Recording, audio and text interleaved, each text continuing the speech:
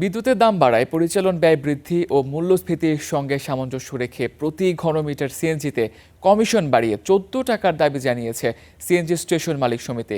দাবি মানা না হলে 30 জুলাই প্রতীকী ধর্মঘট এবং 23 আগস্ট থেকে দেশ জুড়ে অনির্দিষ্টকালের জন্য স্টেশন বন্ধের হুঁশিয়ারি দেওয়া হয়েছে।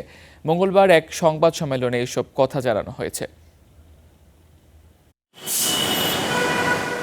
সিএনজি সরবরাহের জন্য কম্প্রেসার চালাতে বিদ্যুতের খরচ বেড়েছে কয়েক গুণ। গেল 11 বছরে 8 দফা বিদ্যুতের দাম বাড়লেও প্রতি ঘনমিটারে ফিলিং স্টেশনগুলোর কমিশন আটকে আছে 8 টাকাতেই। এতে লোকসানের মুখে পড়েছেন স্টেশন মালিকরা। সাংবাদিক সম্মেলনের মাধ্যমে আমাদের দাবি দেওয়া এ বিষয়ে সরকারের সাড়া না পেয়ে মঙ্গলবার দুপুরে সংবাদ সম্মেলন করেছে সিএনজি ফিলিং স্টেশন মালিক সমিতি। সংগঠনটির দাবি, বিদ্যুৎ বিলের আকাশচুম্বী খরচ সামলাতে কমিশন বাড়িয়ে 14 টাকা করা এবং বিদ্যুতের দাম বাড়লে কমিশন সমন্বয়ের স্বয়ংক্রিয় ব্যবস্থা করা।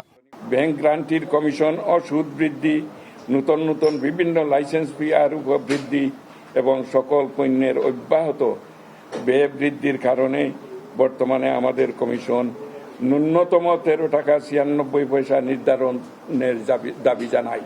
কোনো সুরাহা না মেলায় আগামী 30 জুলাই সারা দেশে 36 ঘন্টা স্টেশন বন্ধ এবং 23 আগস্ট থেকে অনির্দিষ্টকালের জন্য সিএনজি সরবরাহ বন্ধের হুঁশিয়ারি সংগঠনটির। 30 জুলাই তারিখে সকাল 6টা থেকে রাত 12টা পর্যন্ত আমাদের স্টেশন বন্ধ রাখব। লোকসান আমরা আর টানতে পারছি না। এখন এই লোকসানের বোঝাটা যদি সরকার সমাধানের ব্যবস্থা না করে, সেক্ষেত্রে আগামী 23-8 তারিখ থেকে আমাদের স্টেশন সমূহ, সারা দেশের স্টেশন সমূহ আমরা বন্ধ রাখবো। স্টেশনগুলো অচল হলে বন্ধ হয়ে যাবে 3 চাকার যানসহ অধিকাংশ গণপরিবহন, যার সরাসরি খেসারত দিতে হবে সাধারণ মানুষকে।